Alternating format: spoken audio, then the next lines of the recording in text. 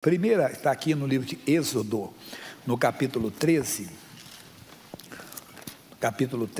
de Êxodo, versículo 17. Às vezes o jeito de Deus agir nós não entendemos, até questionamos às vezes, mas Ele é Deus. Aqui já mostra que foi Deus, né? Mas nem sempre nós entendemos que é Deus. Às vezes nós pensamos que é até coisa da nossa cabeça. E aconteceu que, quando o faraó deixou ir o povo, Deus não os levou pelo caminho da terra dos filisteus, que estava mais perto. Verdade, se você olhar, você vê isso no mapa, né, mundial. Você tem lá a África, o nordeste da África assim, logo você vê essa chamada faixa de Gaza, que hoje habita ali os palestinos, e ali passa então logo para Israel. Deus não deixou eles passarem por ali. Por quê? Porque ali estavam os filisteus, e eles estavam acostumados a guerrear. Israel não. Israel foram 430 anos cuidando de gado praticamente, então eles não tinham experiência de guerra. Aí Deus fez o que com eles? Então Deus não o deixou ir pelo caminho da terra dos filisteus, que está mais perto, porque Deus disse, para que porventura o povo não se arrependa, vendo a guerra e tornem ao Egito. Mas Deus fez rodear o povo pelo caminho do deserto, perto do Mar Vermelho, e subiram os filhos de Israel da terra do Egito armados. Então, eles não passaram pelo lugar que seria mais fácil. Por quê? Porque Deus sabia. Somos nós, que às vezes não entendemos porque enfrentamos algumas adversidades, e quantas vezes é Deus no controle. Claro, não podemos generalizar e dizer que tudo é Deus, mas nós que somos de Deus, nós não podemos ficar confundidos, porque a Bíblia diz que nós somos dirigidos pelo Espírito de Deus, como aqui no livro de Gênesis, capítulo 45, se eu não dei no culto anterior, só comentei, Gênesis 45, diz assim, Gênesis é o livro antes de Êxodo, né? 45. Então José não se podia conter diante de todos os que estavam com ele, e clamou, fazei sair daqui a todo varão. E ninguém ficou com ele quando José se deu a conhecer a seus irmãos. E levantou a sua voz com choro, de maneira que os egípcios o ouviam. E a casa do faraó o ouviu. E disse José a seus irmãos, eu sou José, vive ainda meu pai? E seus irmãos não lhe puderam responder, porque estavam pasmados diante da sua face. E disse José a seus irmãos, peço-vos, chegai-vos a mim. Chegaram-se a ele. Então disse ele, eu sou José, vosso irmão, a quem vendeste para o Egito. Agora, pois, não vos entristeçais, nem vos pese aos vossos olhos, por me haveres vendido para cá, porque para a conservação da vida, Deus me enviou diante da vossa face. Ele agora, José, ele entendia que foi a mão de Deus, mas veja quando ele enfrentou a luta, que ele foi vendido como escravo, ainda um garoto, ainda jovem, lá no Egito depois ele foi caluniado por uma mulher e perdeu a liberdade, foi para a prisão, entenda? Mas depois Deus agiu, Deus estava no controle. Quando nós temos essa convicção, nós não perdemos a paz, mesmo nas adversidades. O apóstolo Paulo fala uma coisa que sempre me chamou a atenção, Romanos 8, 28. Romanos 8, 28, a mesma mensagem que eu dei antes com versículos diferentes um pouco. Romanos 8, 28. Se você conhece bastante. O que diz Romanos 8, 28? E sabemos que todas, não são algumas, são todas, as coisas contribuem juntamente para o bem daqueles que amam a Deus. Aqueles que amam a Deus são aqueles que guardam seus mandamentos, nunca esqueça disso. Aí ele diz, daqueles que são chamados por seu decreto. Então nós não podemos perder a paz nas adversidades, que Deus está no controle da nossa vida. Ainda que você tenha até errado, você pede misericórdia e Deus te ajuda. Mas o que eu estou dizendo é que quando você anda com Deus, anda dirigido pelo Senhor, você tem uma vida de oração, uma vida no altar de Deus, quando surge a adversidade, não fique em pânico. Deus está no controle. Deus está, todas as coisas cooperam para o bem daqueles que amam a Deus. Lembra do testemunho do rapaz que falamos lá das Torres Gêmeas em 2001, quando caíram as terras, que os aviões, né, foram jogados na Torre Gêmeas, um rapaz ficou muito zangado na hora, depois ele dando testemunho, que ele perdeu um grande negócio, ele tinha que fechar um negócio e o pneu dele furou.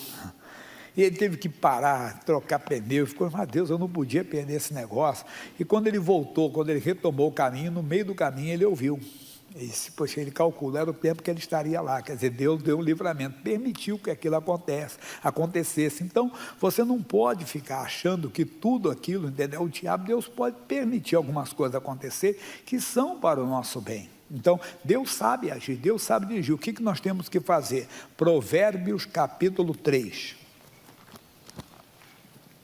Versículos 5, 6 e 7. Provérbios é no meio da Bíblia, Salmos, depois vem Provérbios.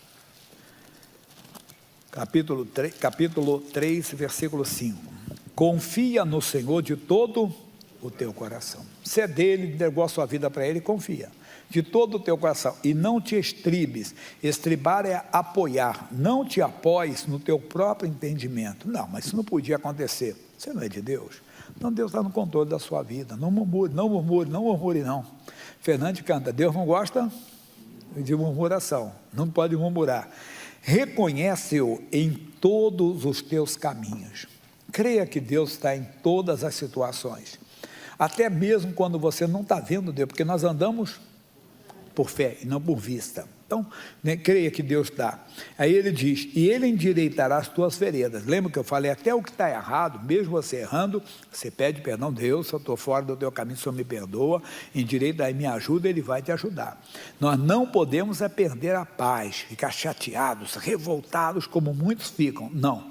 Nós temos que reconhecer que somos de Deus, somos dirigidos pelo Espírito de Deus, que podemos enfrentar adversidades, mas todas elas vão cooperar para o nosso bem. Nós não temos que buscá-las, não temos que cooperar para aquela situação, mas sim deixar Deus dirigir. Aí ele diz para nós assim, não seja sábio a teus próprios olhos, teme ao Senhor e aparta-te do mal. Quer dizer, deixa Deus dirigir, agora aparta do mal, porque aí você procura o mal, não é Deus que está lhe dirigindo, é você que se afastou dele. Mesmo assim, se você se arrepender, ele vai endireitar para você. Isso será remédio para o teu umbigo e medula para os teus ossos, que é a vida, né? Quantas vezes você viu o transplante de medula e tudo, quer dizer, a própria vida que está ali, Deus vai dar. Meu irmãozinho, faça isso, vamos nos envolver com Deus, vamos desejar andar no caminho do Senhor. Por isso que é importante a comunhão, é importante a oração, é importante a leitura bíblica, o seu devocional. Não viver, eu vou falar daqui a pouco sobre isso, que eu estou citando Marcos capítulo 4, do versículo 35 em diante. Eu vou fazer o seguinte, essa eu vou mudar, já vou entrar direto na segunda parte, para você ver sobre isso. Vamos então para Marcos, aí já fica mais tranquilo. Marcos, que fica um pouquinho longa a mensagem, mas ajuda. Mas como disse, não está com tanta pressa não, né? Marcos 4, versículo 35. Marcos capítulo 4, versículo 35. E, naquele dia, sendo já tarde, disse-lhes, passemos para a outra margem. Primeiro, sendo já tarde, às vezes é tarde. Entenda, tarde porque a doença está no estágio avançado, metástase do câncer. Quer dizer, tem o câncer primário, mas o câncer se espalhou em outros órgãos, em outras partes do corpo. Eu, como pregador, ouço muito, às vezes a pessoa pedindo oração e cita, pastor Jaime, deu metástase, está aqui, está na cabeça, está no pulmão, está nos ossos, está na bacia. E quantas vezes a pessoa está muito desanimada, está muito abatida, né? Porque, afinal de contas, aquele estágio. Não entre em pânico. Você não pode esquecer que Ele é Deus. Nós entramos, às vezes, num raciocínio humano e nós perdemos as bênçãos de Deus. Na primeira carta aos Coríntios, depois eu volto aqui, 1 aos Coríntios 2,14, isso aqui você já ouviu bem? 1 aos Coríntios 2,14, diz assim, ora, o homem natural não compreende as coisas do Espírito de Deus, porque lhe parecem loucura, e não pode entendê-las, porque elas se discernem espiritualmente. Nós temos várias lições aqui. Nós temos o caso de Marta, quando estava diante do túmulo de Lázaro, seu irmão, Jesus ali estava, Marta, tire a pedra, e ela disse, Senhor, já cheira mal, e é de 4 dias, um raciocínio lógico, ela não estava no natural dela, quer dizer, no entendimento, Senhor, para quê? Como que, agora já é tarde, não tem mais nada a fazer. Não, Marta, Marta, tenho te dito que se creres, verás a glória de Deus. Ela tirou a pedra e nós sabemos o que aconteceu. Lázaro voltou para a vida. Então, mesmo que o caso esteja se dando como perdido, você, no seu raciocínio, vai impedir Deus de agir.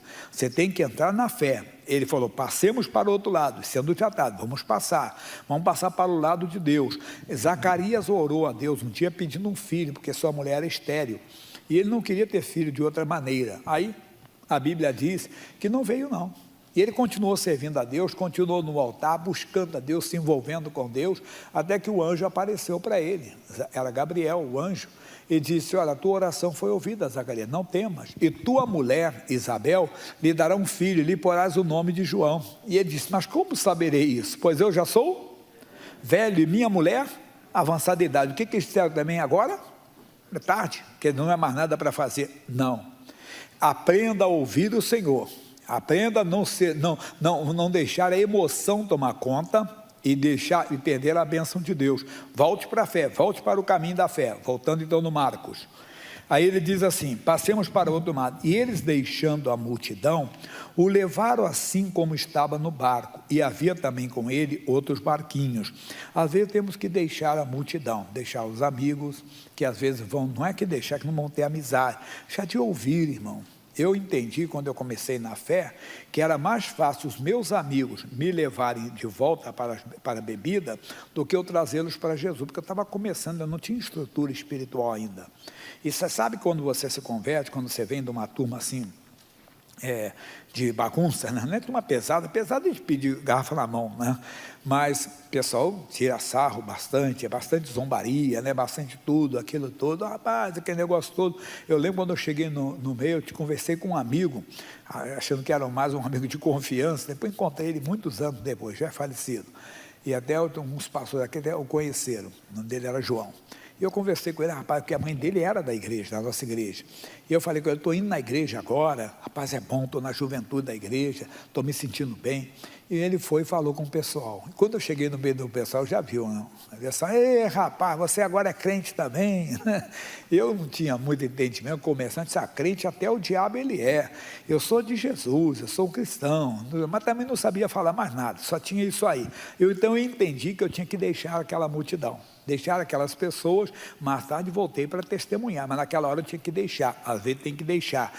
E diz assim, e levaram assim como estava no barco, é o que estamos explicando, meu irmãozinho, muita gente está levando Jesus de qualquer maneira. Muita gente está na igreja, no púlpito da igreja, sem fazer alusão a ninguém, mas não está dando a Jesus a devida atenção. O mundo está muito agitado e nós não paramos. Nós temos uma história de Marta e Maria, aquelas duas que comentamos agora. A Marta que recebeu Jesus em casa, mas a Maria que se assentou aos pés. E a Marta, a Bíblia diz que ela estava distraída, ansiosa em muitos serviços.